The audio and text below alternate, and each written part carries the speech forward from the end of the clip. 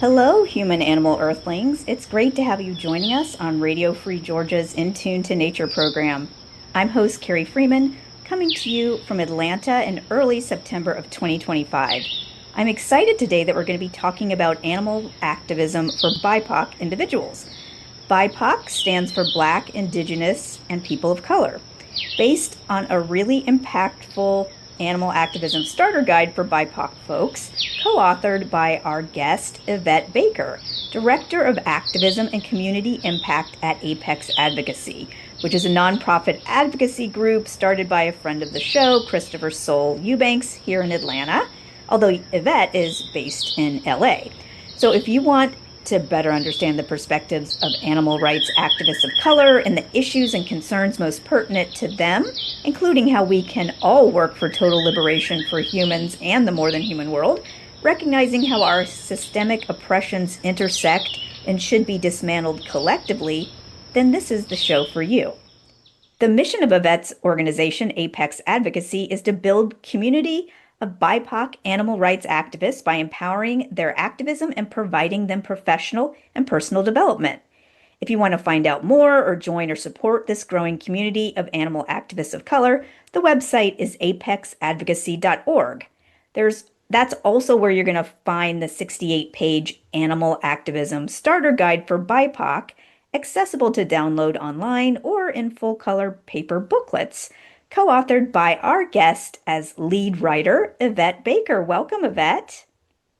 Thank you so much. Hey, everybody. Thank you for having me, Carrie. It's awesome to have you. Yvette, I know you've been an activist for various justice issues for many years. Can you tell us about your activist journey and how you came to be involved in animal rights and Apex? Yeah. So, this has been lifelong for me. Social justice has been something I have always been a part of. Unfortunately, I say unfortunately because, I think the point of all this is just to frolic around, but we got to do what we got to do.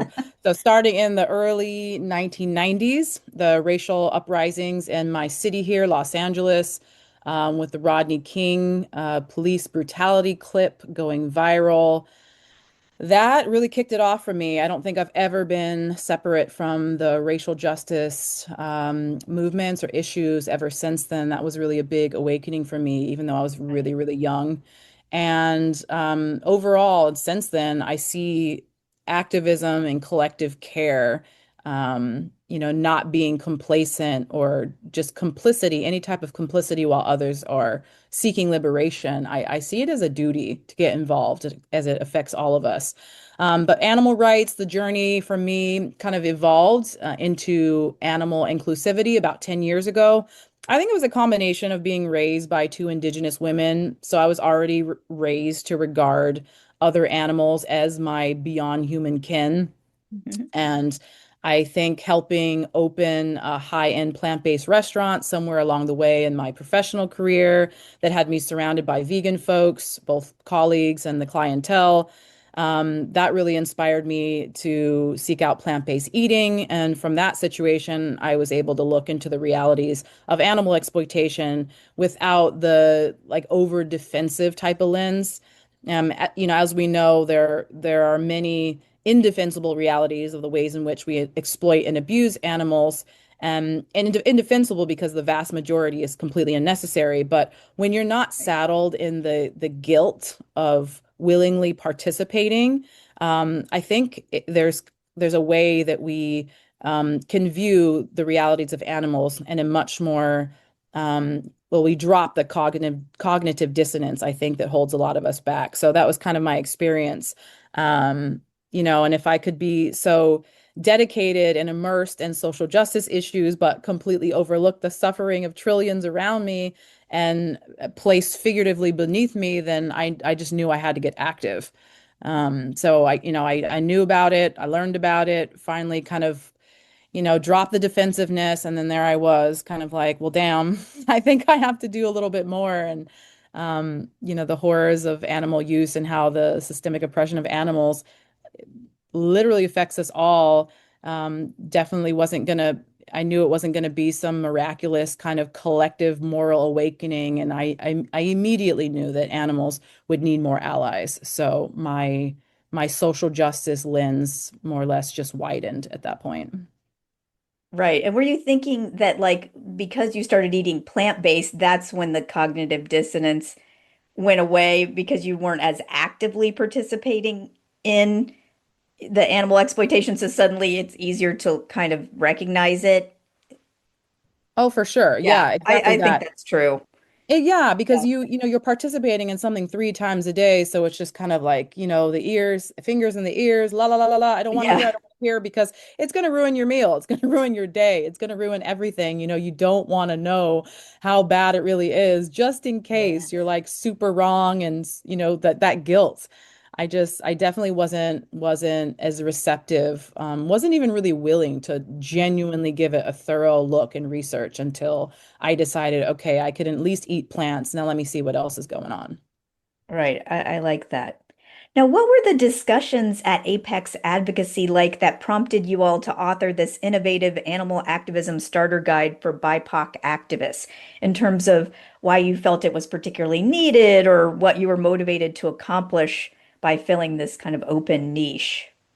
So actually, I wasn't yet in the room with Apex when they talked about and ultimately decided on taking on this project. When I was brought on board, I was contracted for this project specifically. And it was absolutely obvious to them that I would know why it's necessary, and obvious to me why they would know that something like this was past due.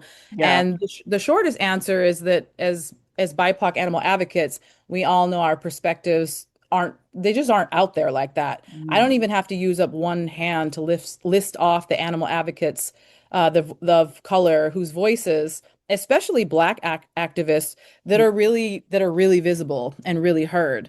And even the ones that I can name, I feel like all of them at this point have largely distanced themselves from the more institutionalized and quote unquote mainstream vegan spaces.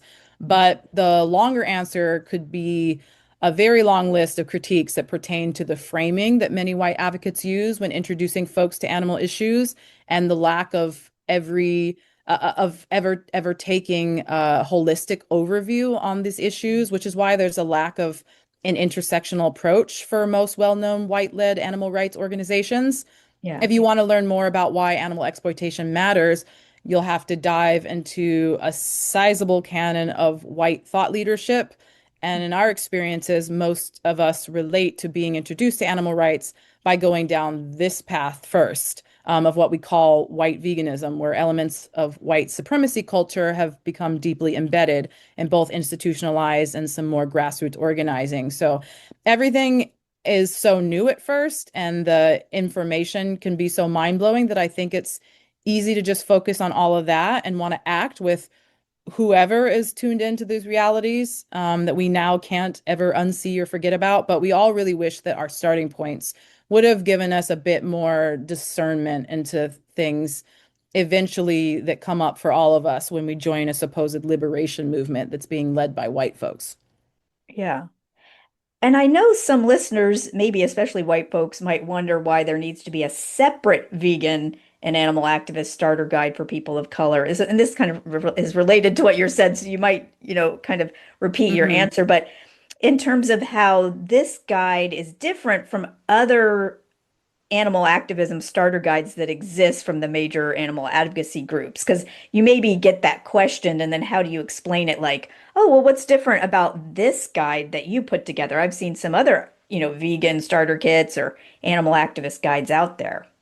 Yeah, no, this is a good question. I like the idea of having a guide that tries to touch on as many issues in a short booklet, but I also see the value of a separate starter guide to meet people where they are. If you understand the value of having literature that is for us, by us, because you likely already lean into racial justice or race-related issues as a person of color, the Apex Starter Guide probably appeals to them or to you. Yeah. More environmental leaning animal starter guides would also be fantastic. I've seen one that was pretty good by, I think it was A Well-Fed World. But there are many diet related and health centered ones which appeal to many people. So, on a basic level, this can just be seen as another category of interest for people. And I know, many animal advocates, if they're listening, are potentially having like a cartoon like head explosion moment right now because much of this movement is hell bent on reiterating that our focus should be on the animal. And the irony is that I actually do agree.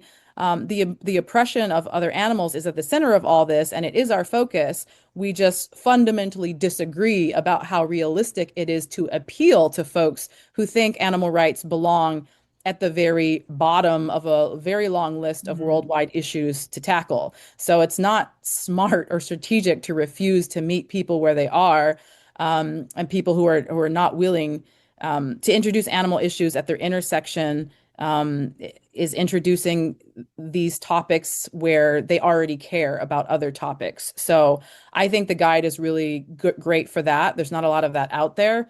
And aside from a booklet that the Food Empowerment Project has on colonization, I haven't really Right. come across any animal rights starter guides that approach animal issues from a social justice and decolonial lens. I mean, it's just necessary, and our feedback from our communities really validate this. That's great. And I see it also as just like a shift in perspective, as you're saying, in who the presumed reader is and what their life experiences and their concerns are.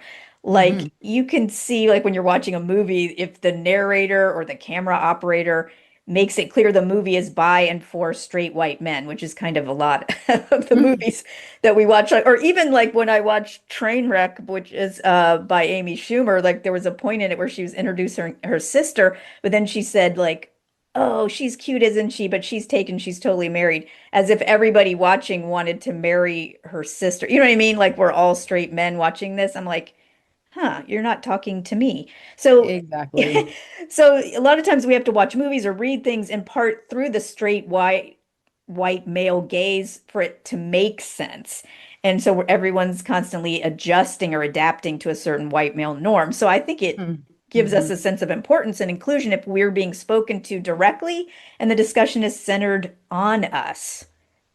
So that's what Ooh, I think is useful, really, also a useful aspect to your starter guide, your BIPOC animal starter guide. absolutely. Thanks for adding that. No, that definitely hits. That's exactly it. That was a great example. And I also wanted to say that I'm a white animal activist, and I got a lot out of reading this BIPOC animal activist starter guide, and it is very deep, and there's a lot to it. So I do suggest that everyone who cares about animals and social justice consider giving this activism starter guide a read. It's very in-depth, nuanced, philosophical, and interesting. Like I was asking Yvette before the show how it must have taken a year to do this, and she said, yes, it took a year. And it helps me better understand how to be inclusive and support BIPOC leadership in the animal rights and vegan movements. And it's especially useful to me as I'm the faculty advisor for the Peace Club, which is an animal rights group at GSU, which is predominantly filled with activists of color. So I think it's good for everyone to read this starter guide personally. Thank you for that. Thank you so much. Now, Yvette, in the Animal Activism Starter Guide for BIPOC activists, the six main reasons listed for why people should get involved in animals are, and I'm just going to list them. One, to amplify the voices of the marginalized in the animal industrial complex. Two, to fight against injustice in the food system. Three, to divest from food imperialism and colonialism. Four, to counteract the climate catastrophe. Five, to confront environmental racism. And six, to take charge of our health and address dietary racism. And these are all equally important, but for the sake of time, Yvette, do you want to pick one of those rationales to explain to us or flesh out a bit? You know what, Carrie? If it's okay, I would love to do, I'll keep it pushing. But I don't know which bullet point would resonate with whom, which number Yeah. 1 through 6. So I would love to do a little combo platter offering. Okay. This is how I You order at do the it. restaurants Do too, incidentally. it. Let me combo platter it real quick. I wrote down these bullet points, so let me get in here. Okay. Yeah, because like you said, they're all really important, and they do, by the way, paint the bigger picture together of why animal activism is so necessary, and one is sort of feeding into the other. So especially for BIPOC communities. Yeah. First one was number one, it was amplifying the voices of the marginalized in the animal industrial complex. That is about recognizing that other animals are individuals. They're not property, not commodities, not tools for profit. I think this is very important because these are the lies that we've been told through colonialism. They do resist, they fight back, they grieve, they love, and yet their voices are silenced. And as people with empathy, with moral agency, we should care about that. We should care because their suffering is real and because ignoring it means that we're complicit in a system that thrives on exploitation. So it's not just about being an activist, it's just humanity, just being human. It's just to stand up for what's right even when it's uncomfortable. And then there was number two, fighting against injustice in the food system. Now the food system is a hot mess. It was built on the exploitation of animals at every level. Animals are bred into existence by the trillions each year for the sole purpose of being used for their flesh, their milk, their eggs, their labor. Their entire lives are controlled, commodified, and ultimately destroyed for Mm. profit. And the same system of exploitation extends to people too. So farm workers, many of whom are Black, brown, indigenous, migrant, they're subjected to horrific conditions, the low pay, dangerous work, exposure to chemicals. Right. And let's not forget also about the systemic racism in land ownership and subsidies that keep farmers of color locked out of the system. Animal agriculture is a huge part of this, but the whole system is designed to prioritize profit over people and animals and the planet. So it's a whole Right. system that needs to be completely reimagined. Three, divesting from food imperialism and colonialism is about recognizing how animal agriculture, industrialized to be specific, has been used as a tool of control. Colonizers brought pigs, cows, and chickens to this continent where they didn't exist before.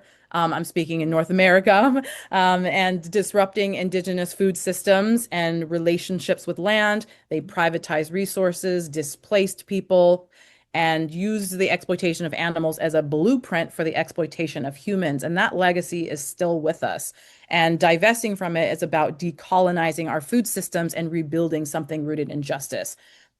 Then we talked about counteracting the climate catastrophe as another huge reason. Animal ag is one of the leading causes of greenhouse gas emissions, deforestation, and habitat destruction. Methane from livestock is a major, major driver of climate change, and the land used to grow feed for animals could be rewilded to absorb carbon and protect biodiversity. And the science is totally clear that we can't address climate crisis without addressing animal agriculture as part of the bigger picture.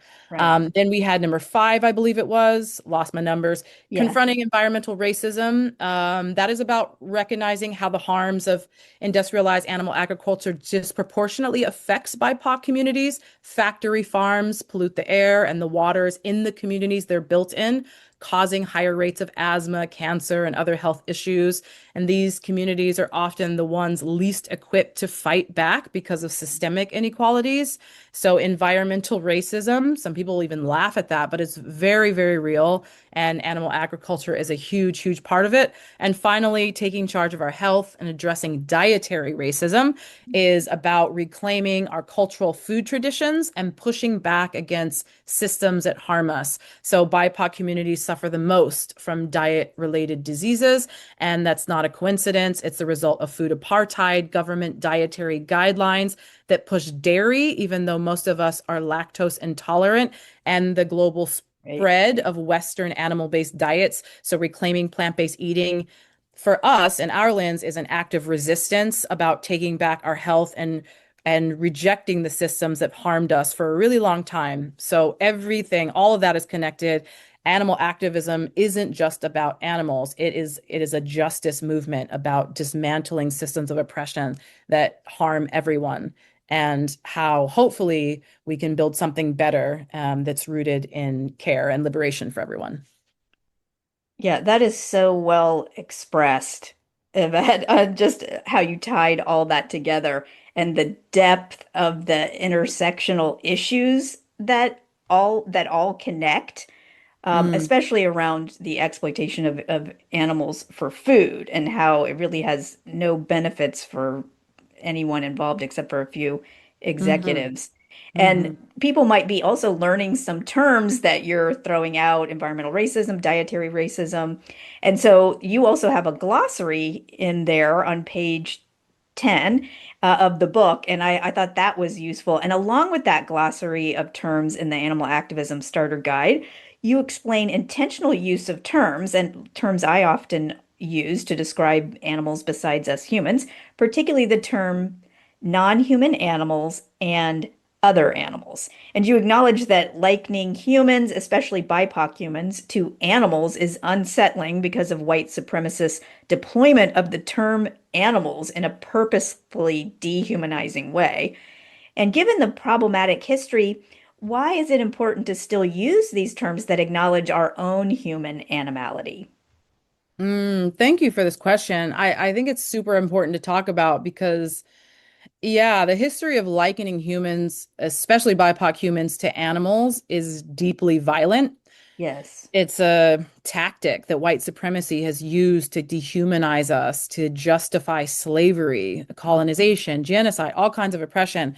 And that it's a super heavy history and something that we carry. So I get why the terms non-human animals or other animals can feel unsettling at first, but here's the thing that discomfort isn't coming from the truth of what we are. It's coming from the lies we've been told about what it means to be an animal. White supremacy, colonialism, capitalism, they all work together to create this hierarchy where humans are at the top and all others are at the bottom, as if non-human is something inherently shameful. And that's the lie. That's the violence. Because, of course, the truth is we're all animals. Right. All of us, humans are animals. And there's so much power in reclaiming that when we acknowledge that we're animals, we're rejecting the idea that being human makes us superior or separate from the rest of life on Earth. We're saying, no, we're a part of this. We're connected to everything else that lives and breathes and exists here. And that's a worldview that so many of our ancestors held before colonialism broke it. Indigenous Yeah. peoples, African peoples, we had ways of understanding the world that were holistic, that saw humans as part of the ecosystem, not above it. And we had relationships with animals that were built on respect and reciprocity and not domination. We also took on religions that told us that we are to dominate and not live in reciprocity. So colonialism didn't just steal lives and lands, it stole those relationships. It replaced them with this idea that animals are resources, commodities, things to be used. It taught us to see ourselves as separate from them, as something better than them. And so when we use terms like non-human animals or other animals, we're just pushing back against that colonial mindset. We're saying we see the lie and we're not buying it. And we're reclaiming a perspective that honors the interconnectedness of all life. And we're dismantling the language that white supremacy has used to divide us, not just from each other, but from the rest of the living world. I think that's where the real power is too, because when we reject the idea that being animal is something lesser, we also take away the power of dehumanization. Like Right. dehumanization has so much power, and we take that power away. If being an animal isn't shameful, then calling someone else an animal isn't an insult. It's just a Right. fact. And then I think lastly, I want to say that fact to me becomes a responsibility. It's like a responsibility to honor the lives of all animals, human and beyond, and to fight for a world where all beings are treated with respect and care. And because capitalism can't have this, empire can't have this, because then we'd be unveiling the potential, the necessity of real solidarity, what real unity could look like, and how powerful that could be. So yeah, it's uncomfortable, but I think that discomfort is part of the work. I think it's part of unlearning the lies we've been told and reconnecting with the truth of who we are. And for me, that truth is very liberating and a reminder that we're part of something so much bigger than ourselves. And that's a perspective, I think, if we're serious about building a world rooted in justice and liberation, it just has to be for everyone, everyone. Yeah. Oh, I love the way you put that and how you're saying that it's a to say that we're animals or talk about them as other animals and we're animals too. I love how you're talking about that we're pushing back on a lie. We're not trying to kind of hide from it. We're confronting it and Hmm. re-empowering the notion of animals so that we're siding with all our animal brethren and against white supremacy instead of trying to use that as some kind of benchmark, which is what I think white supremacists had done with the notion of white humanity. And Hmm. so yeah, it's a very fraught issue. And I deal with this all the time just in using the term animals or calling myself an animal or referring to all of everyone in my class and myself as an animal. Like that just is not something maybe we're used to doing.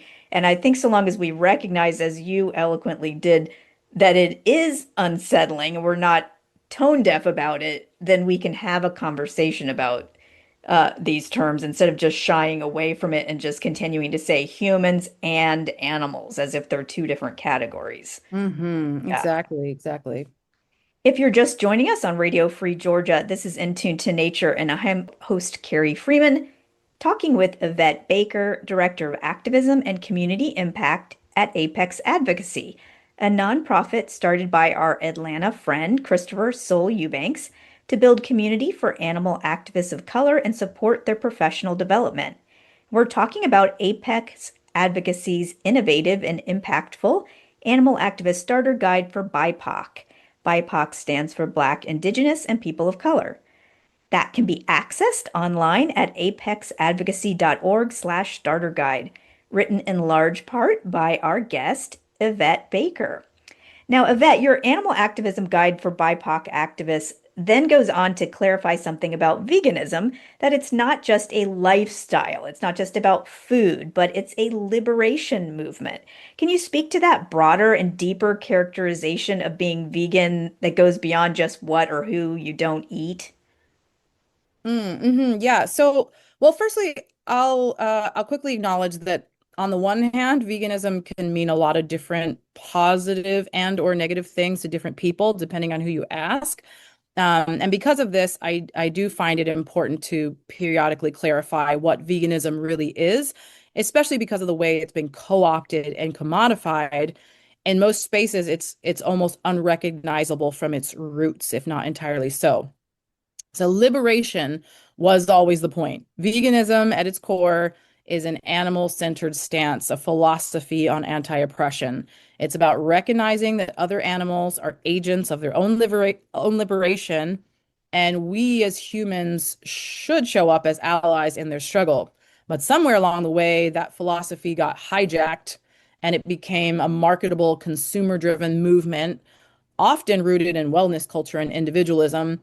It's been reduced to a lifestyle and diet, as you said, and or it's like a set of consumer choices at this point, and Right. that's not what it was ever meant to be. I think the published speech by now friend Drew Robert Winter, he entitled it From Consumer Movement to Solidarity. It really helped me articulate this. It came out in 2018. He talked about how veganism has been overdetermined by its most fundamentalist factions, those who focus on individual consumer behavior as the beginning and end of what it means to be vegan. And that's a problem because it aligns so neatly with neoliberal capitalism, where your power is reduced to what you buy or don't buy. And it strips away the bigger picture, the systems of exploitation, the policies, the industries, and the collective action that we need to dismantle them. So veganism isn't about what you consume or isn't just about that. It's a set of principles and it's aspirational. And by that, I mean it's about doing what you can within your circumstances to divest from systems of animal exploitation and to fight for a world where all beings, human and beyond, are free from oppression. And that's going to look different for everyone. Not everyone has the same access to resources, the same privileges, or the same ability to make certain choices, and that's okay. The original definition of veganism from 1944 even says, as far as possible and Right. practicable. And what I love about this idea of aspirational veganism is that it shifts the focus away from perfectionism and purity, which Right. are so often weaponized in this movement. And instead, it should be toward solidarity. So it's very much giving white veganism to focus or judge people for what they can or can't do instead of meeting people where they are and working together. And just as it's said about love or healing or justice, right? They say this isn't a destination, it's a process. Veganism is exactly the same. It's a commitment to a process, and this process is anti-speciesism, to treading as lightly as possible, knowing that we still have to tread. And when we frame veganism in this way, as intended, as a liberation movement, not a lifestyle, it becomes something that we can actually fit into broader liberation struggles and to broader struggles for justice. It's not about animals in isolation, although there are many industries where the harm inflicted is animal centered. But on a deeper level, veganism is about dismantling the systems that oppress all of us. And with that, we can build a shared lexicon, a shared political program, and a shared vision of liberation that recognizes, yes, our differences, but also our interconnectedness. And we got to remember that liberation is the goal, not just for some, but every single species. Yeah, I really like that. And just the idea that it's veganism is a mindset and a ethical orientation towards justice and to like do the least harm in your life as you can and working with others. And so, yeah, it's a process. It's not about perfection. So I think that's so important to remind us. So I'm really glad you had that in your starter guide.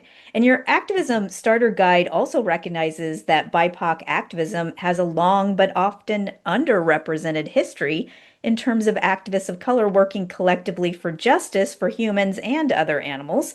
Like you showcase a photo of Angela Davis, in this section. And can you speak briefly to that? Yeah. I think the ethos of collective liberation has always been central to our work. All of the revolutionaries, Yeah, Black, Brown, even if it hasn't always been recognized or documented in the mainstream.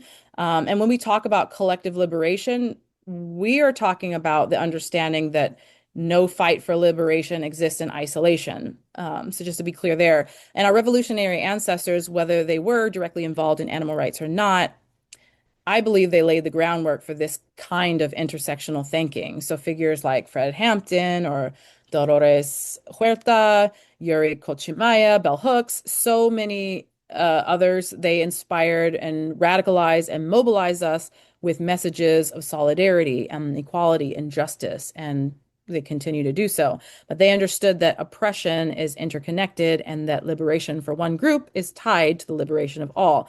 And many of these revolutionaries didn't explicitly advocate for animals, but their work still pushes us forward. And Angela Davis, for example, has spoken about how her commitment to veganism evolved out of her understanding of what it means to be radically connected to others on this planet. right. Cesar Chavez and Dick Gregory both recognized the link between human and beyond human exploitation.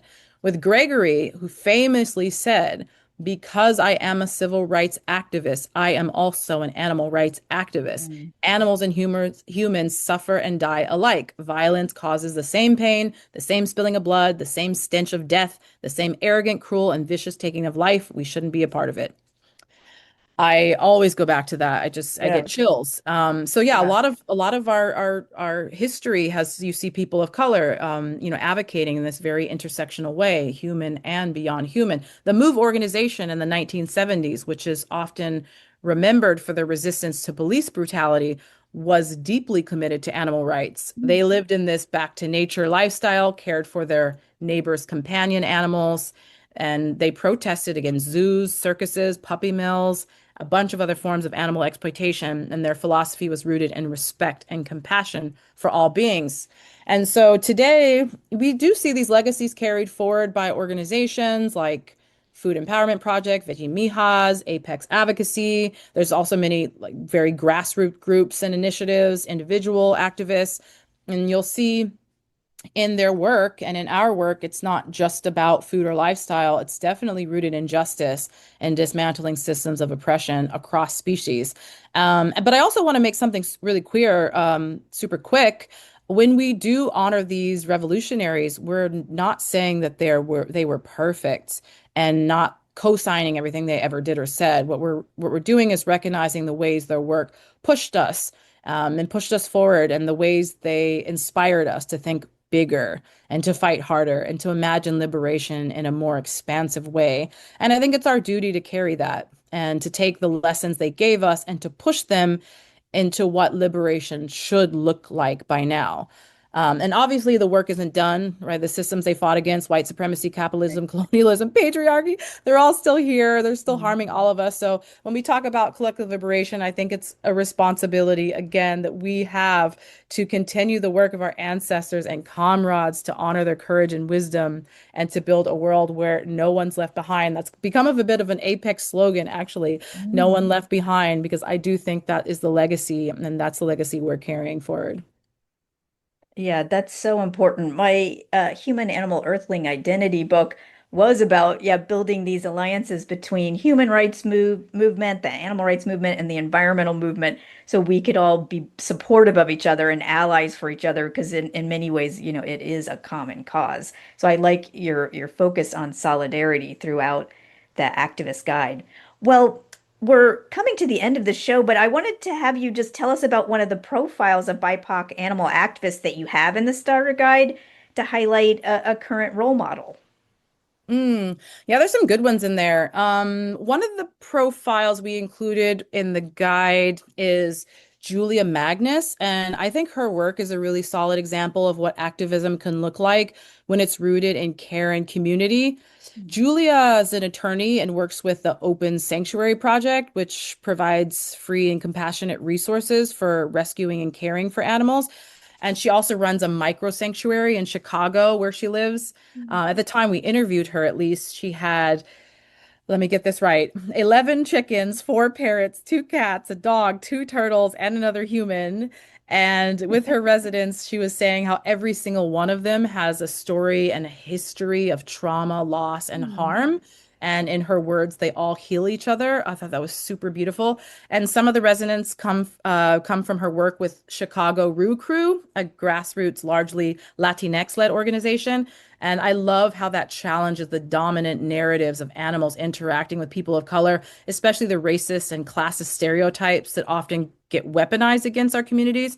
And Mhm. so, not just rescuing roosters from exploitation, but that's also showing the world that Latinx folks are compassionate community members and rescuers, and not the harmful stereotypes of like cockfighting that white supremacy loves to perpetuate.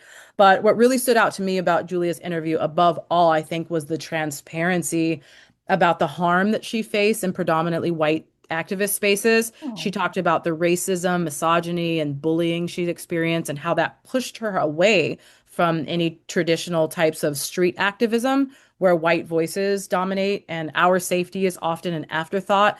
And instead of giving up, she found another way. So she embraced this direct care as activism and realized that activism doesn't have to look like shouting into a megaphone or marching in the streets. It can just look like building relationships of mutual care and like sharing the story of life with a beyond human friend.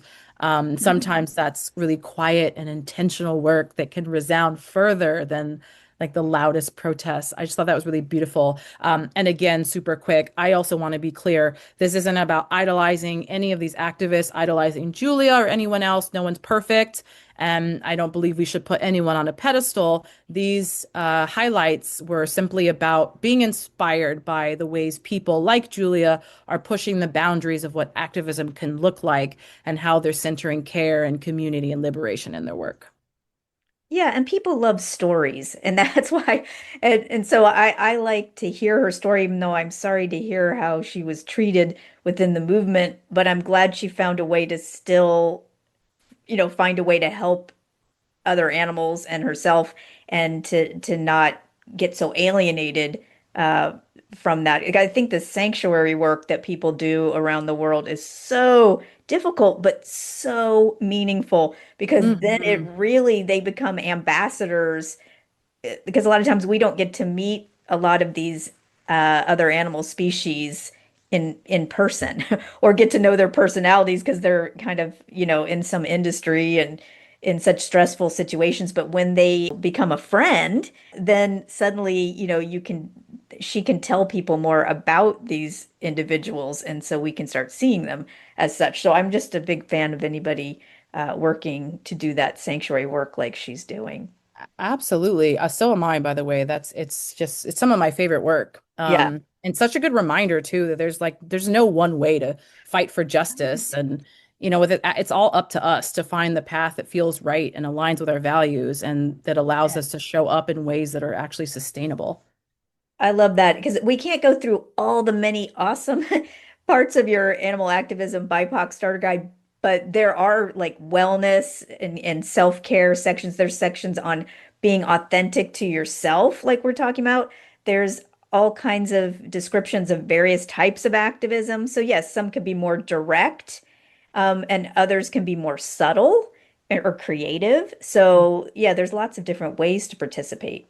Now, Yvette, to wrap up, if listeners wanted to get more involved in animal activism and collective liberation work, especially listeners who identify as Black, Indigenous, and people of color, what would you advise them to do? What do you suggest? Mm, God, I wish I had like a how-to on point. I wish I could hold everyone's hand or anyone who wanted it. I'm just gonna say this.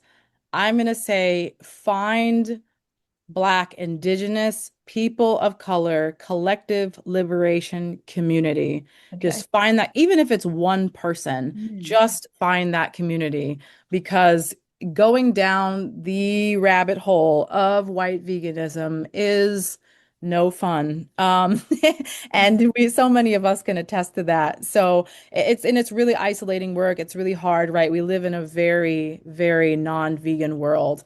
And I think that just having some like-minded folks around, I mean, at first that feels like anyone who's vegan, and that's okay if it feels like that for you too, no matter what your background is.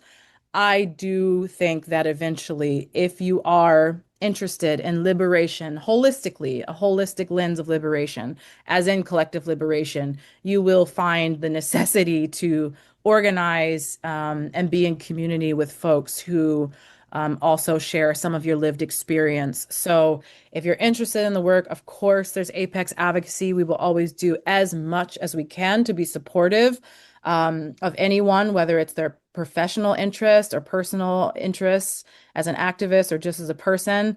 But anyone that you can find, it's incredibly valuable. Horizontal learning from one Mm. another is always going to be really important. I definitely don't want to show up in Apex or otherwise as only a teacher or a mentor. I'm always a student. And so if I can be in community with someone, you learning from me and me learning from you, that is the best way to go about this, I believe.